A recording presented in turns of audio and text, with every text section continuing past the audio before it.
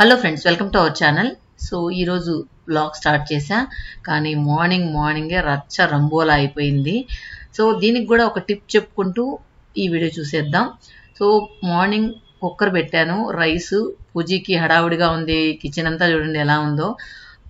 హడావుడిగా ఒక పొయ్యి మీద ఇది, ఒక పొయ్యి మీద కర్రీ, ఇలా చేస్తూ ఉంటే ఆ రైస్ 3 విజిల్స్ బాగానే వచ్చాయి. 4th విజిల్కి ఇలా అయిపోయింది అనమాట. మొత్తం అన్నం నూకగా అయిపోయి మొత్తం కొట్టేసింది. ఇది కొట్టేసేది ఒక ఎత్తైతే దీన్ని క్లీన్ చేయడానికి నిజంగా ఏడుపు వస్తుంది అనమాట. ఇంకొకటి ఇక్కడ మనం చూసే టిప్ ఏంటంటే, నార్మల్గా గ్యాస్ కట్స్ లూజ్ అయినప్పుడు మనం డీప్ ఫ్రిడ్జ్లో పెడితే కొంచెం టైట్ అవుతాయి. నార్మల్గా నేను పెడుతూ ఉంటాను, కానీ ఈరోజు మర్చిపోయాను అన్నమాట. అందువల్ల ఇలా అయిపోయింది. ఇది ఒక టిప్ అని చెప్పచ్చు. ఇంకొకటి ఏంటంటే, మరీ ఎక్కువ లూజ్ అయినప్పుడు మనం చేంజ్ చేసేది బెటరు.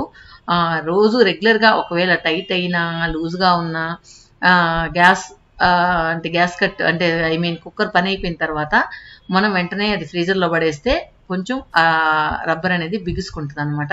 చూడండి, ప్రతి ఒక్కటి అంటే ఆ కిచెన్ ప్లాట్ఫామ్ మీద ఏమేమి ఉన్నాయో అవి, ప్లస్ చిమ్నీ, ఆ కింద ఉన్న కబోర్డ్కి డ్రాస్కున్న పైనంతా కూడా హ్యాండిల్స్కి అంతా ఎక్కడెక్కడ కొట్టాలో మొత్తం కొట్టేసింది. ఆ చుట్టూ వాల్స్ కూడా. కానీ ఒక్కొక్కసారి ఏంటంటే ఇది అయ్యో అనిపించినా కూడా కానీ మనం అన్నీ కూడా క్లీన్ చేసే అవకాశం అనమాట. సో మొత్తానికి మా పూజీ ఒక పక్క, నేను ఒక పక్క తొందరగా క్లీన్ చేసాం. సో మొత్తానికి దగ్గర 45 మినిట్స్ పట్టింది అనమాట అన్నీ క్లీన్ చేయడానికి. సో ఇలాంటివి అందరి కిచెన్లో అప్పుడప్పుడు జరుగుతూ ఉంటాయి. ఇక్కడ ఇంకొక టిప్ ఏంటంటే, నార్మల్గా నేను ఊరి నుంచి పచ్చిమిరకాయలు తెచ్చుకున్నప్పుడు ఒక బాక్స్లో పోసేసి పైన టిష్యూ పేపర్ పెడుతూ ఉంటాను. కానీ ఇంకొక టిప్ ఏంటంటే, ఏదైనా ఒక థిక్నెస్ ఉండే కవర్, అంటే మనకు శారీస్ అలాంటివి ఇచ్చే థిక్నెస్ ఉండే కవర్లో కానీ పోస్తే, ఇప్పుడు దాదాపు 20 డేస్ అయింది పచ్చిమిరకాయలు, చూడండి ఎంత ఫ్రెష్గా ఉన్నాయో.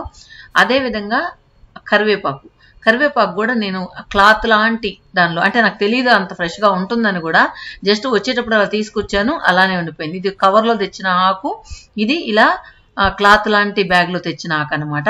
సో ఆ కవర్లో దానికంటే కూడా క్లాత్లో ఉన్నదాన్ని ఇంకా ఫ్రెష్గా అప్పుడు కోసినట్లే ఉంది. సో పచ్చిమిర్చి అయితే దాదాపుగా ఎప్పుడు కూడా బాక్స్లో పోసేస్తూ ఉంటాను. కానీ ఈసారి క్వాంటిటీ ఎక్కువయ్యేటప్పటికి తెచ్చిన కవర్ అలానే థిక్నెస్ ఉంది కదా అని అలానే ఉంచేసాను అనమాట. సో అందువల్ల ఇప్పుడు కొద్దిగా చెమ్మొచ్చినట్లుంటే కొద్దిగా ఆరబోద్దామని తీస్తే కాయలు ఎక్కడ పాడు కాలేదు. మళ్ళీ కొద్దిసేపు అలా డ్రై చేసి మళ్ళీ అదే కవర్లో వేసుకొని లోపల పెట్టేశాను అనమాట. సో ఆల్మోస్ట్ చాలా రోజులే ఉన్నాయి, ఇంకా కూడా ఉంటాయన్నమాట. ఎక్కడ కూడా మనకు కుళ్ళినట్టు కానీ ఏమీ మెత్తబడినట్టు కానీ ఏమీ లేదు. అదేవిధంగా కరివేపాకు కూడా ఈ విధంగానే స్టోర్ చేసుకుంటే కనుక మనకు ఫ్రెష్గా ఎక్కువ రోజులు ఉంటాయి.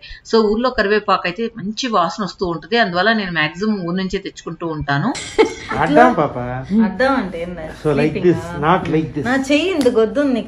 అంటే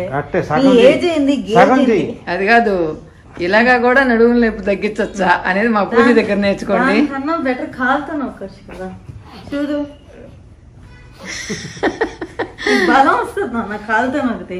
నీ ఏజ్ ఏంది, ముందుండే గేజ్ ఏంది, నీకు ఎందుకు నైట్ హోటల్ చెప్పు. శుభ్రంగా షుగర్ పెట్టుకోండి. శివరాత్రికి వచ్చి నడుము నొప్పి వచ్చిందంటావా? ముందే పైకి కిందకి పో, నడుములు అంటే ఆడ ఈపు మీద ఏదే కదా. ఇప్పుడు 7 కాళ్ళు ఉన్నాయి కదా, ఇంకా కింద కొంచెం పైన tick tick tick tick tick tick.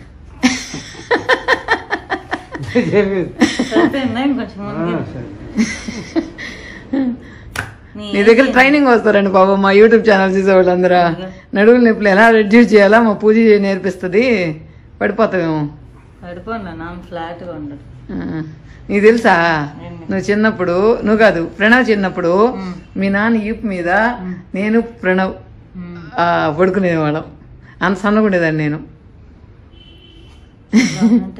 ఇప్పుడు కూడా సన్నగానే ఉంటావు. పొట్ట పెరిగిందంటవా? 3rd బేబీకి డెలివరీ చేయబోతున్నాం. పూజ నీకు 3rd బేబీ కావాలా? మా ఇంట్లో పెంచుకుంటున్నాం సరదానికి. ఇంకా వెళ్ళకానే okay. Ground floor, first floor. నువ్వే కదా ఫస్ట్, నువ్వు సెకండ్. ఇది చిన్నది కదా, బుజ్జి తల్లి కదా ఇది, అందుకని ఎత్తుకున్నా. కోపం వచ్చిందా నీకు? అల్లగుతుంది భలే అది చూడు. కొట్టద్దు, దాన్ని కొట్టద్దు, దాన్ని కొట్టదు, దాన్ని కొట్టదు, దాన్ని కొట్టదు. నెత్తి మీద కొట్టేస్తావా? అంతే, వద్దు వద్దు. రియా రియా నిద్రపోతుంది. సరే, దీని పక్కన కొడుతుంటాయి, కరుచుకుంటాయా? కూర్చో. వద్దు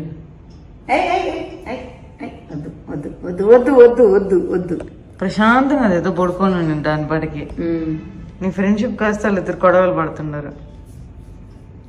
ఓయ్ ఓయ్ చూడు. రియా హాయ్ చెప్పు. అల్కా హాయ్ చెప్పు రియాకి. రియాకి హాయ్ చెప్పు.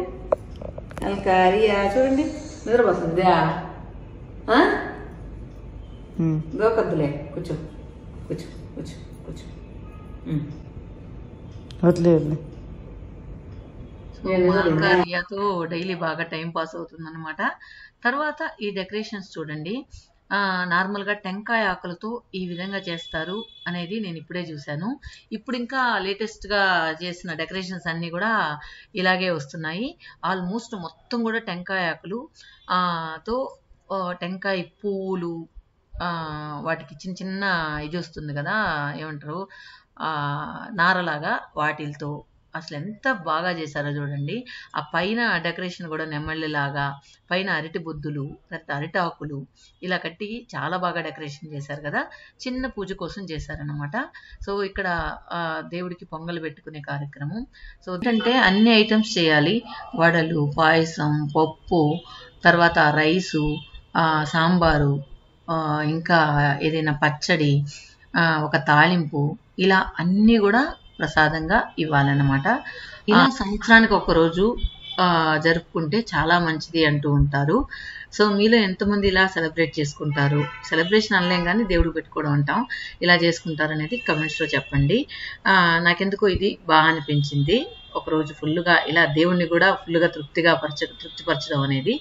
తర్వాత రోడ్లో ఉన్న పిచ్చి పువ్వులు, పిచ్చి ఆకులతో కూడా మనం అందంగా డెకరేట్ చేసుకోవచ్చు అనేది. ఈ ఆకులు, ఈ పువ్వులతో చూడొచ్చు. నేను వేసిన డిజైన్ ఎలా ఉంది అనేది కమెంట్స్లో చెప్పండి. ఈ వీడియోలో మీకు ఈ టిప్స్ యూజ్ అయ్యాయా లేదనేది కూడా కమెంట్స్లో చెప్పండి. Thank you.